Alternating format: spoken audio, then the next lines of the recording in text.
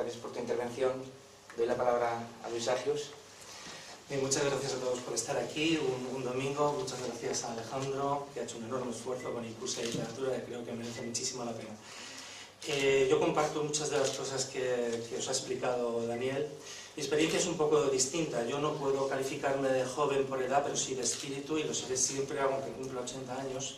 Yo soy concertista de piano, llevo 30 años metido en la música, soy profesor, soy compositor, y mi acercamiento al teatro viene precisamente porque directores de teatro han confiado en mí para poner música a obras de teatro, y yo mismo, pues como compositor, he intentado acercarme al género rey. Yo he grabado varios discos de piano, pero el género rey de la música es precisamente la unión o la simbiosis entre el teatro y música, que es la ópera.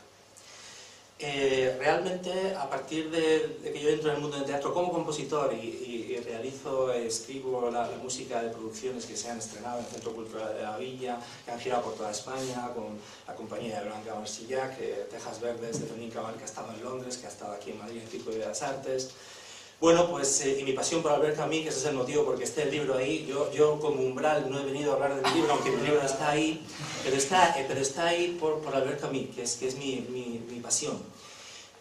Realmente, cuando me ha presentado Alejandro, es cierto, yo soy una rara avis y siento decir esto porque realmente todos tendríamos que tender a esto. Es decir, el sentido para mí de la música, de la literatura y del arte es absolutamente vocacional, y yo soy un privilegiado porque vivo de mi trabajo, que es el arte, y precisamente tratar de ser hoy día un humanista, es decir, una persona cultivada, y eso es lo que yo intento transmitir a mis alumnos, a las personas a las que yo he dado conferencias, máster, etc., y lo que también intento transmitir a vosotros, es decir, ser personas cultivadas, ser personas cultas en un mundo que está efectivamente abocado en cierta medida pues a la vulgaridad, a la falta de respeto muchas veces, y a la consideración hacia las artes en general.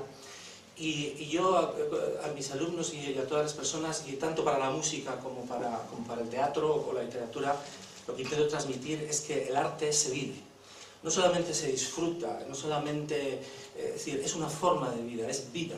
El teatro es pura vida, es precisamente lo más intenso.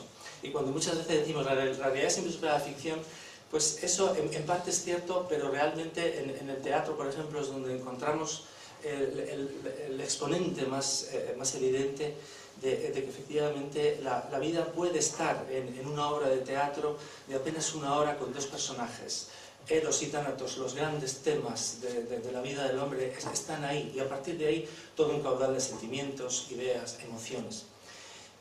Mi pasión por Albert Camus me llevó a estudiarlo durante 4 años, a leer todas sus obras en francés y en castellano, a leer todas las biografías, que pocos se las han leído, y a convertirme, muy a mi pesar, en un experto en Albert Camus. Yo iba a escribir un sesudo tratado, pero me di cuenta de lo que debía de hacer escribir una obra de teatro, porque Albert Camus fue esencialmente un hombre de teatro. Él fue un escritor, un pensador, un auténtico rebelde pero con causa, una persona de una honestidad intelectual impresionante, un enorme artista, nunca suficientemente valorado, y cuyos planteamientos están hoy vigentes. Y entonces decidí que el mejor homenaje que yo podía hacer a Albert Camus era realmente escribir una obra de teatro. Y entonces maté, digamos, 2 pájaros de un tiro, si se me permite la expresión cinegética, y pude realizar mi sueño, que es escribir una obra de teatro. Antígona la ha publicado, y hacer un homenaje a la vida, a la obra, al pensamiento de Albert Camus. Cuando ha hablado Daniel, sí, yo comparto básicamente su análisis. El panorama del teatro efectivamente es bastante descorazonador, porque si bien es cierto que debería de haber, y creo que hay poco Shakespeare, y creo que hay poco Tennessee Williams, y creo que hay poco Ibsen, y creo que hay poco Chekhov, debería haber más, lo cual no es incompatible con los autores españoles noveles. Lo que es cierto es que lo que impera en el teatro, porque los productores están en la situación que están, es efectivamente la vulgaridad, y buscar el éxito rápido, fácil y cómodo, es decir, intentar montar unas comedias, es decir, teatro de evasión de ínfima calidad.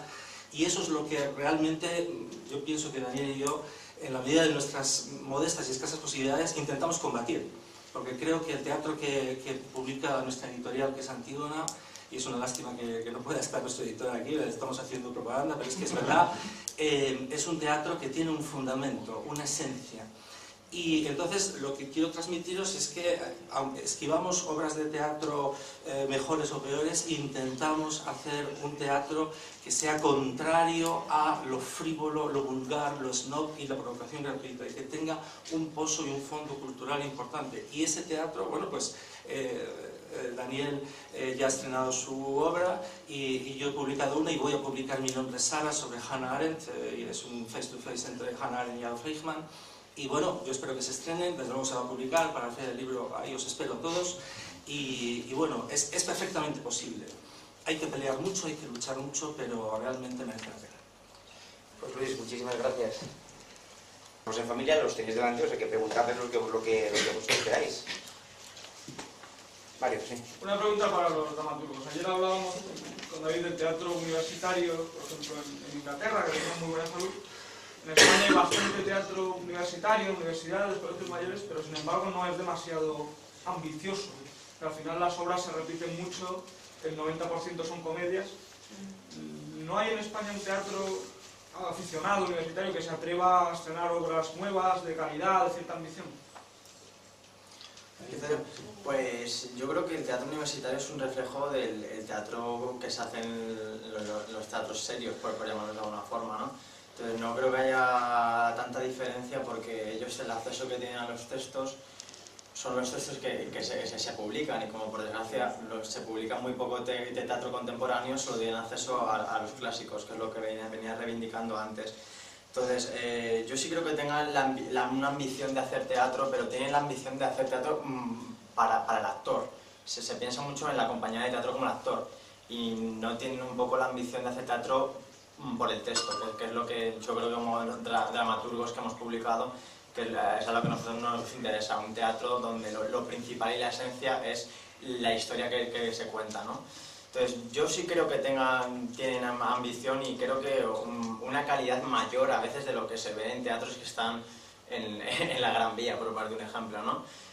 Pero por desgracia no tienen el acceso que pueden tener, no tienen la comunicación, ni están conectados lo suficientemente bien con autores como podemos ser nosotros, ¿no? Para que se pongan en contacto con nosotros. Entonces yo creo que es un reflejo de las producciones que se hacen en el teatro, más o menos.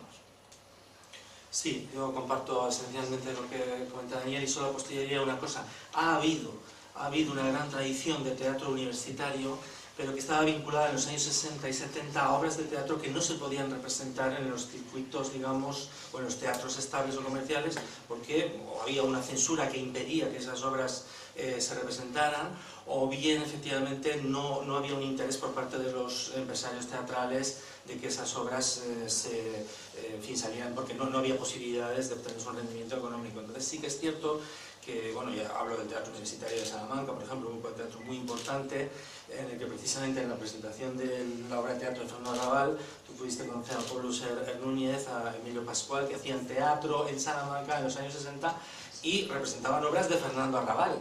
Es decir, que Fernando Arrabal pues, no era precisamente un autor que en el régimen de Franco pues, efectivamente tuviera sus obras en cartel, y sin embargo sí que se representaban por estos grupos. Entonces, bueno, ahora yo creo que lo que ocurre es esto, es decir, hay un gran interés por hacer teatro.